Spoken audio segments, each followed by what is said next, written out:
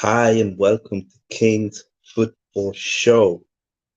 Arsenal smashes Spurs and Man United helped us to beat Man City. So Arsenal goes 8 points clear. How is everyone doing? And welcome to King's Football Show. I hope you all well. It's been a while. Not been able to do as many streams that I wanted to due to circumstances as it is. I'm happy to be here today. But before that, let's run the intro.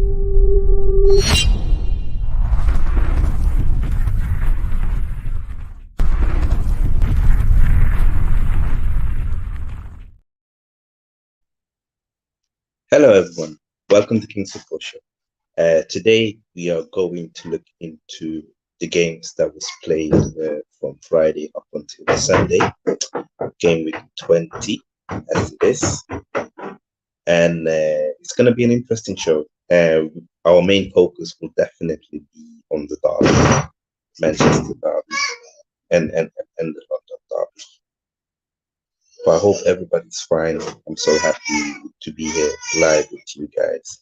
I think someone wants to join the show, my daughter, but she's gonna have to wait. So let's go through the chat quickly before.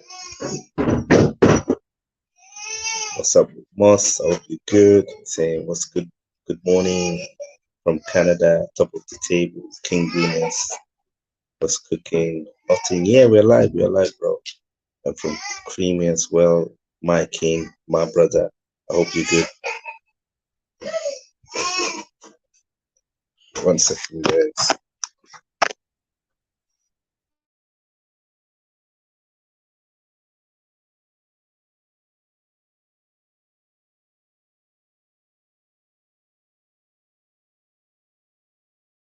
So,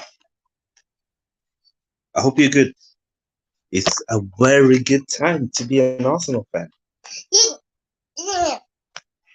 All right. Say hello. Say hi. Don't you want to greet them? Or are you shy? Anyway, there she is, the princess. That is the little girl. She almost broke the door, so I had no choice. But yeah, let's go through the comments. Moss is saying Tariq can look after himself if King. Lol. Moss is also saying DB, some of us OGs all live and CMID, maybe Kefren Turam or SMS or Declan Rice. Striker, we all know who we should get. Fresnada or Balde. Yeah, we're definitely going to discuss transfers during this stream later on. Yeah, I know. 8 points clear. It's crazy. Tell your daughter to lose the king sidekick. Hi, darling. It's a fantastic time to be a unit. Indeed, it is.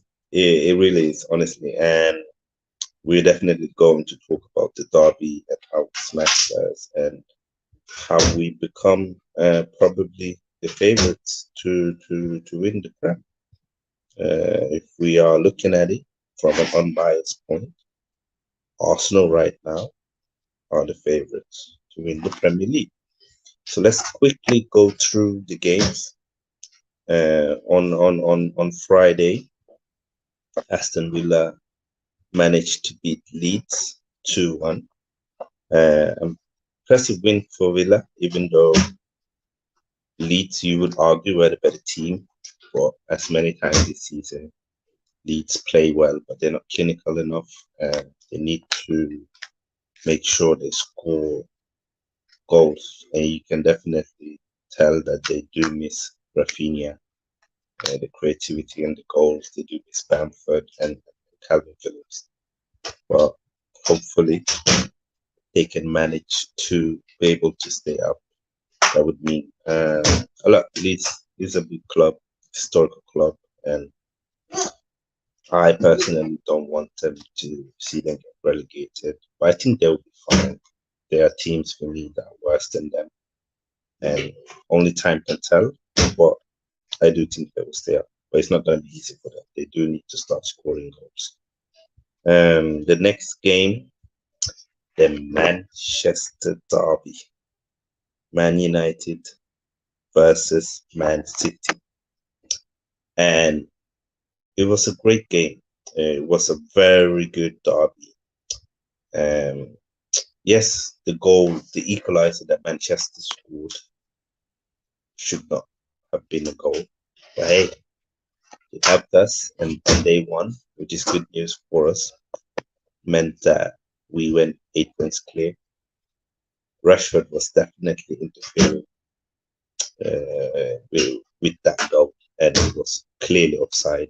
But with the referees in the Premier League, they just poor. They don't really understand football, and that's why they make these shocking decisions. But question has to be made as well to Man City. As soon as Man United equalized, it was like they capitulated. They had nothing to come with. They were scared. They looked like they had no ideas, and you could tell that the winning goal was coming. And it's been an issue for Man City this season. They've lost far too many games and conceded far too many goals uh, to previous seasons. And if I'm Man City, I'm worried. I am worried. I'm worried about Arsenal and I'm worried about Man United. The trend is not moving in the right direction. And for me, this trend started even before the World Cup.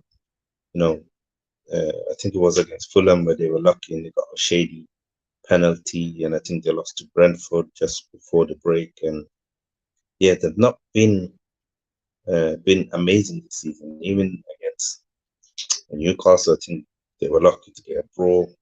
Against Villa, they were lucky to not lose. You know, that Coutinho goal should have stood. And there's been a few games this season where they've not impressed Man City. And it's not looking all rosy over there.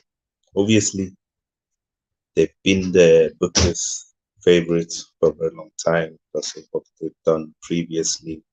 And everybody know they have a quality squad, world-class player, world-class manager.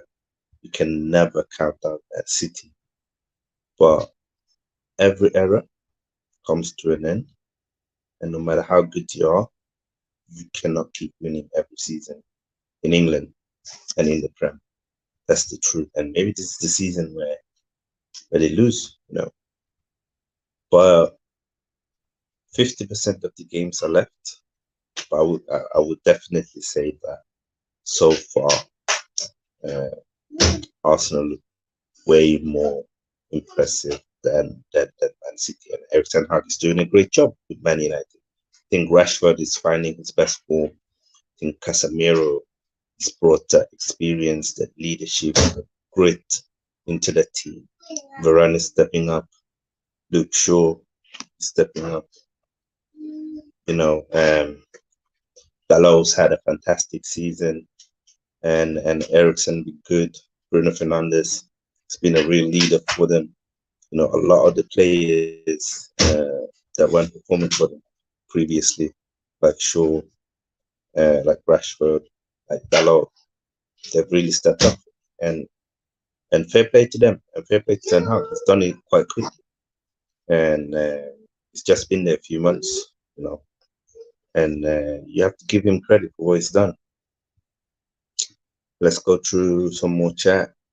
We need a show, lol, old goodness, or I mean original goodness. Yeah, of course, we do shows. My predictions were bad. I don't think you were the only one. I don't think people were expecting Liverpool to lose 3-0 to Brighton. Mikel Hasselmiller is to go all the way. He's been part of a championship winning team for years on the Pep. Yeah. And the thing what people forget is that Arsenal are young and hungry, tasting blood. They've never won. This group of players never won the Premier League, and they got nothing to lose. You know, whereas with Man City, they are the favourites. They've done it several times, and maybe they need to do a big overhaul of that squad. Maybe some of the players that kept them too long, or they feel too complacent with their status in the squad, and maybe that's an issue. And yeah, and I agree. Man United 100% is title race. 100%. Hey, big up Charlie, my bro. Listen, we need to link up. It's been too long. I hope you're well. I hope everything is going well over there in Brazil with the acting and everything. Need to see content from you, bro. Yeah. But yeah, that was the derby.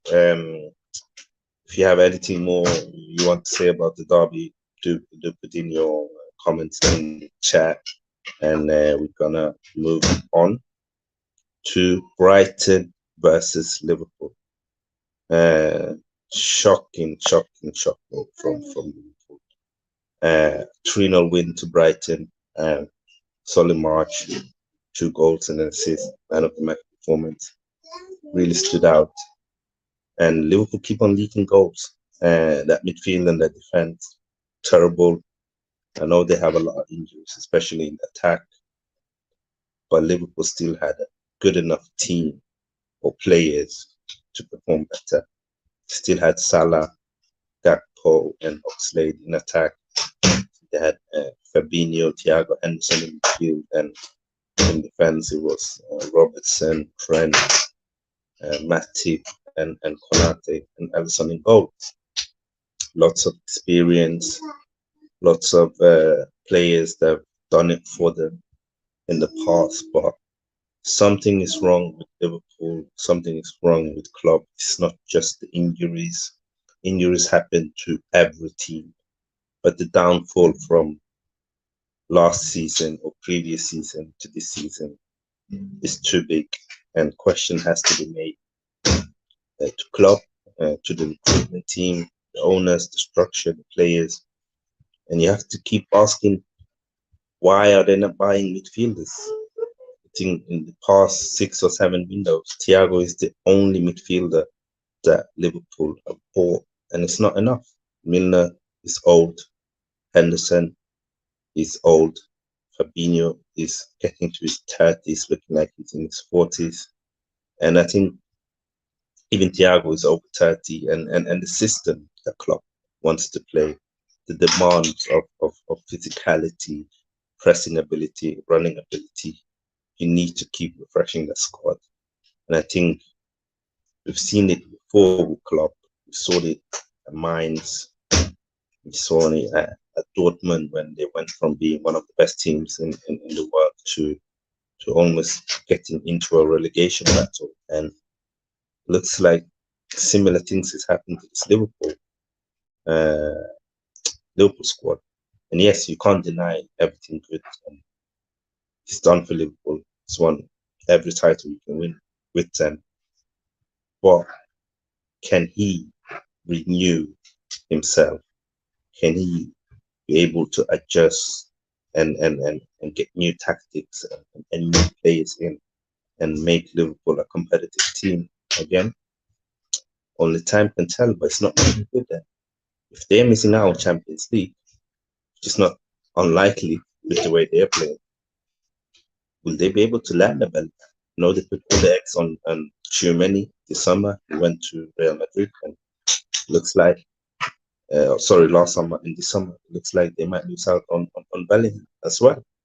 And then the question is, what will they do?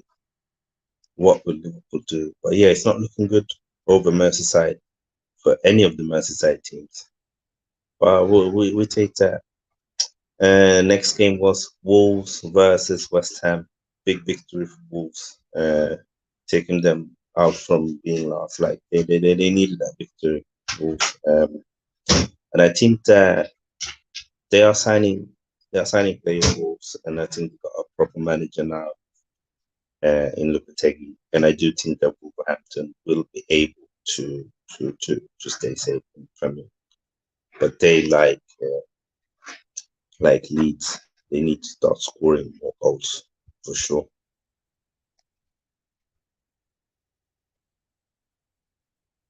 And let's see who's in the chat. And big up to everybody that's new to the channel. Do make sure you subscribe and like the content. And big up to Cliff. Great to see you. It's great to see you in here. It's always good to see new people, new faces. especially now that our beloved Arsenal are doing so well, isn't it?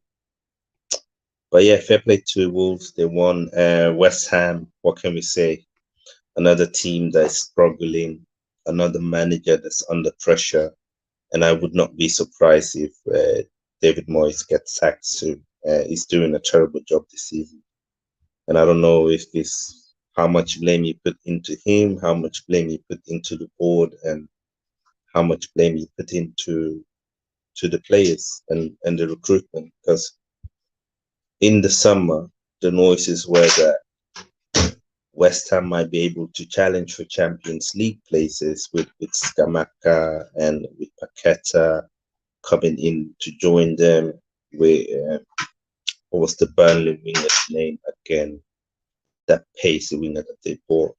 They signed a few players. West Ham spent a lot of money, uh, all good as well. But unfortunately for them, I think the problem with West Ham and the board is that they want Moyes to play a brand of football that he doesn't excel in. I missed up, and that's a problem because Moyes is an old school manager who can play deep, hit you on the counter, physical team. He's not a player. He's not a manager that thrives with possession and technique. That's never really worked for him in the past, and I think that they bought the wrong players for his style of football. And if they wanted to move on to another brand of football, they should have brought in another manager for that. That's my view on the situation of West Ham. And I do think, unfortunately, we will have to walk. Another team that is really struggling, or we could say both teams are struggling, are Everton and Southampton. And in the relegation battle, Southampton managed to win 2-1 away from home. And is Frank Lampard the next manager to walk? There's a lot of manager under pressure this season. It's a bit crazy. A lot of teams are struggling, and a lot of teams that have big expectations are not living up to it. And I think that Frank Lampard might be the next manager that has to go. The fans of Everton has turned on him. The players are not playing for him. He's making strange decisions, and it's not looking all rosy over there. It's very stressed in press conference as well.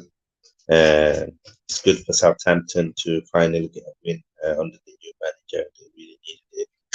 And to score 2 goals away from home against a rival in the relegation battle. Fair play to them. That's good done. And then we've got Nottingham Forest versus Leicester City. Another manager in Brendan Rodgers. They're struggling. But I do think that it's more down to lack of investment and recruitment from Leicester. I think Rodgers has shown that if you give him the right players, he can do more than decent job. But maybe it's time for Leicester to break away from Rodgers and start a new project. I know the big issue is that they don't have money. Oh, 1 second, guys. I missed out.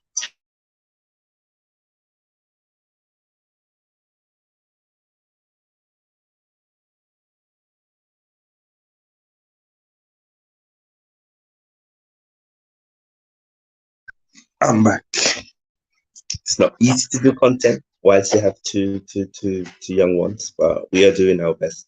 We do have to compromise sometimes, but bear with me. We will get there. And then the last game on Saturday was Brentford versus Bournemouth. Another impressive victory for Brentford, and they're really having a strong season. I think Brentford, Fulham, uh, Brighton, they're having wonderful seasons, and maybe not enough is talked about them and their managers. Thomas Frank, De Serbi, and this is Marco Silva. Them three managers are going under the radar, but they're doing very well, and you have to give it to them.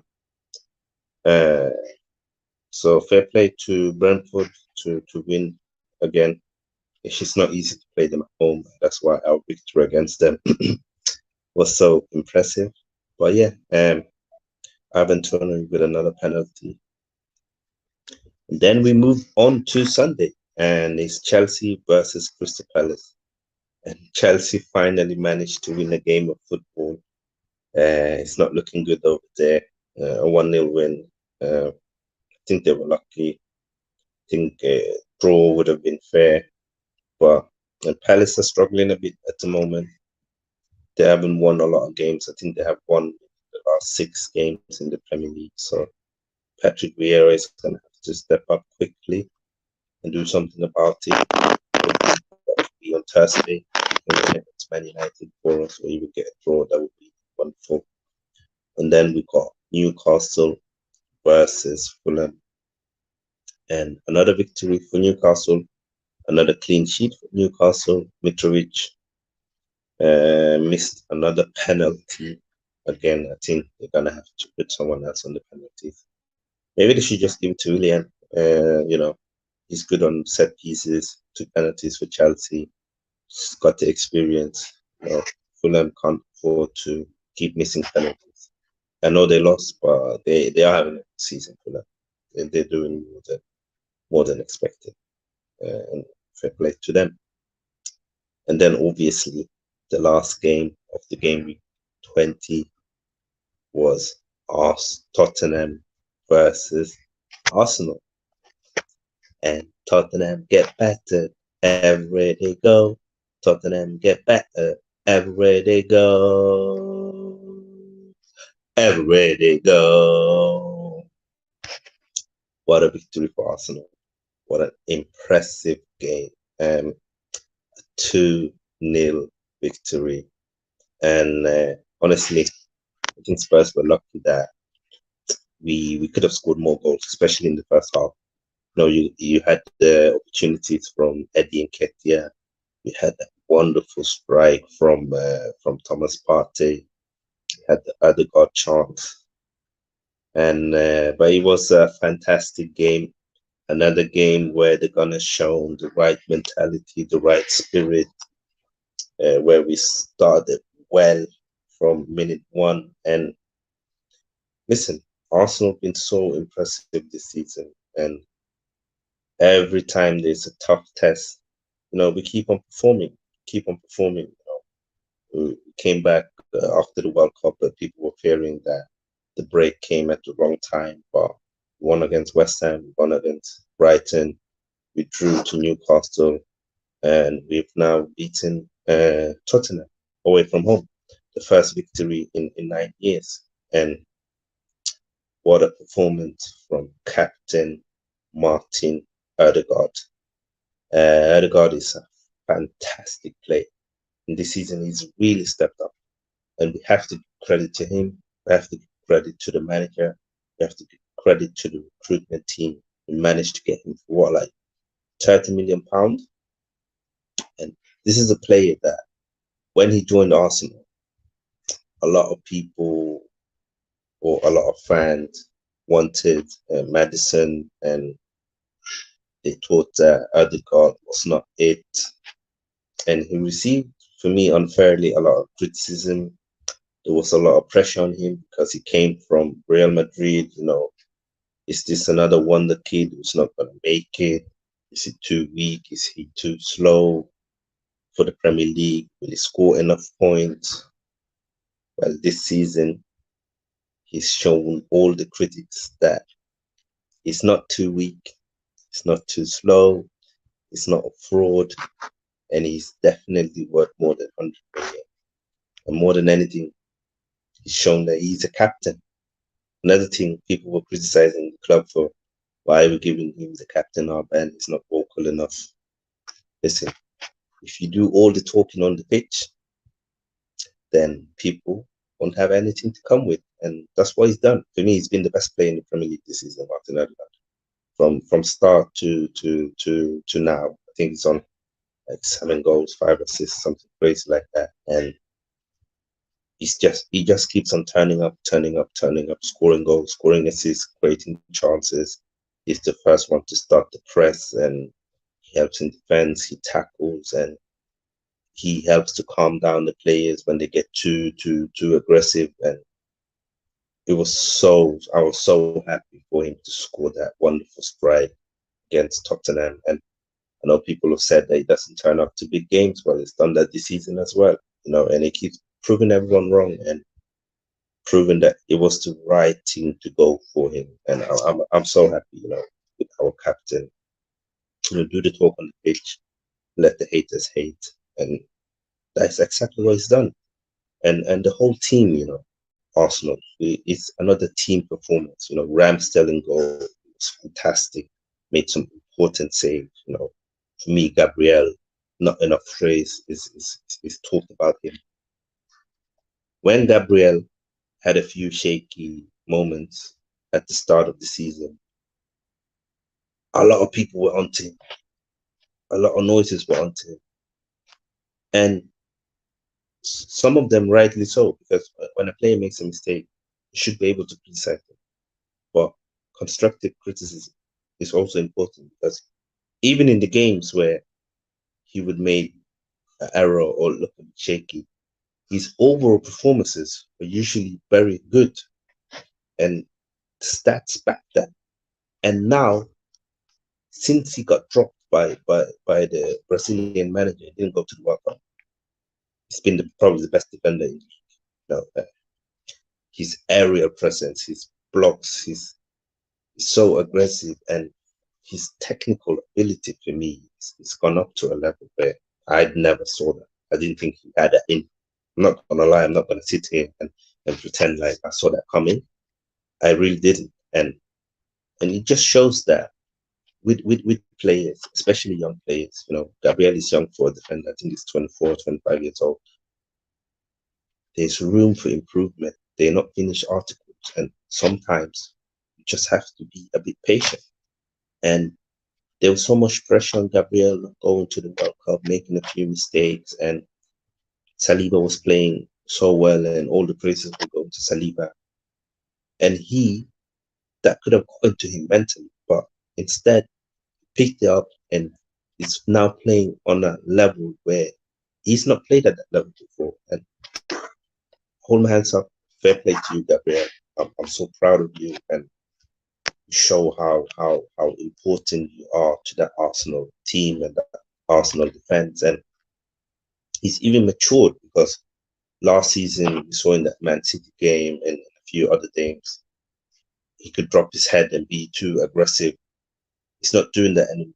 He has that right balance, and him and Saliba, that partnership is amazing, and they complete each other so much. And because he's so good in defending, it allows Zinchenko to become a midfielder. And fair play to Zinchenko on the ball. It's so good, man. It's like we are playing with four central midfielders. So it's like we almost turn into a three with Saliba, White, and Gabriel. And then in front of them, you got Partey and Zinchenko. And then in front of them, you got Chaka and Odegaard. And then you got Martinelli, Eddie, and Saka in the front line. And it's like we are attacking with five and defending with five. And it's amazing to see, because each player brings something to the team, and that's why it's so hard to play against us. Where before, if it wasn't for individual brilliance from Saka or Bamiyang, or something like that, we would not win the game. Now we got so many players with goal threats. Shaka will bring you goals and assists. Partey will bring you goals and assists. Odegaard will bring you goals and assists. Saka, Martinelli, Eddie, Jesus, all of these players will bring you goals and assists from corners. We've got Saliba, Gabriel. They will bring a couple of goals as well. And obviously Ben White bombing down the wing. Another player, he's not scored yet, but give us assists, good crossing, good overlaps, and open up spaces for Saka. So it's really looking good for Arsenal. I can't lie. It's really looking good. And Creamy is saying Moyes and West Ham have run out of steam after punching above the weight for a few years. Yeah, yeah. Luke is saying Bayern Leverkusen supposedly 100 million for the year. Would you guys pay that? Personally, I wouldn't pay that. I don't think it's worth 100 million.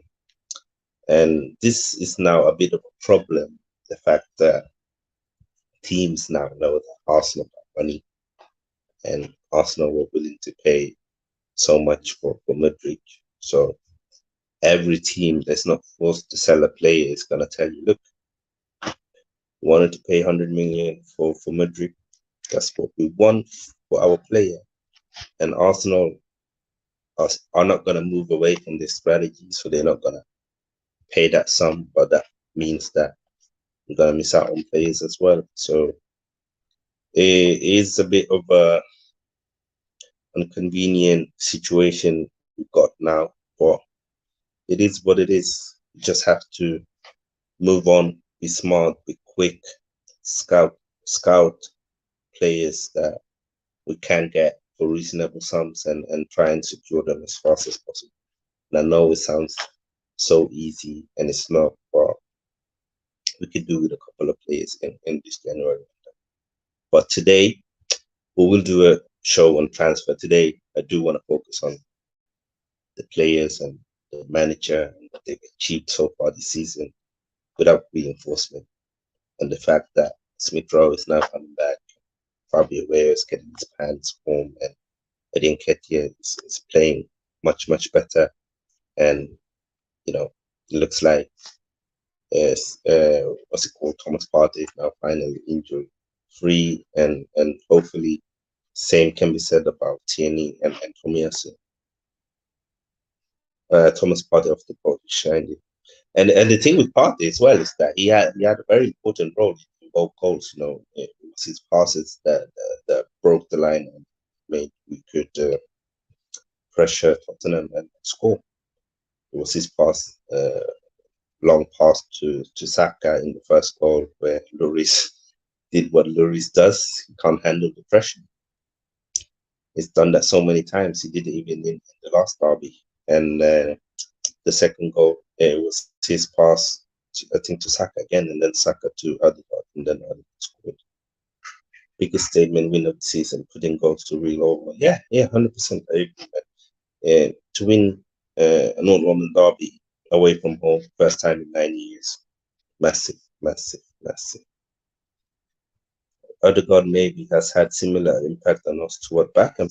And I think that's fair to say that, Luke. I do think it's fair to say that.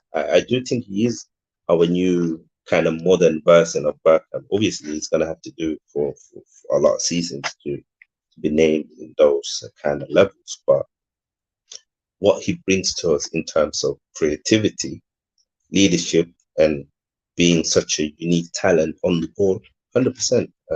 I see that. I see that. I do see that.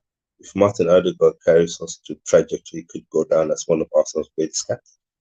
Listen, if Arsenal managed to win the Premier League this season, it's one of the biggest in our history. And if we do that with him as captain, he's definitely going down, because before the season started, no one, not even you and me, were predicting us as winners, and it's crazy.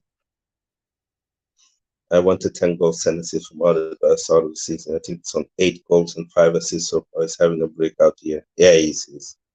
And a fair play to Arteta, because he's kept on pushed him. You need to score more goals. You need to score more goals. And he's.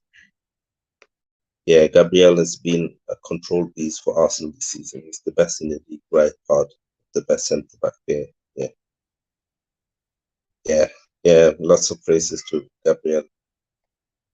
Told you at the start of the season, he knew was gonna support the process. Jesus. Yeah, you did.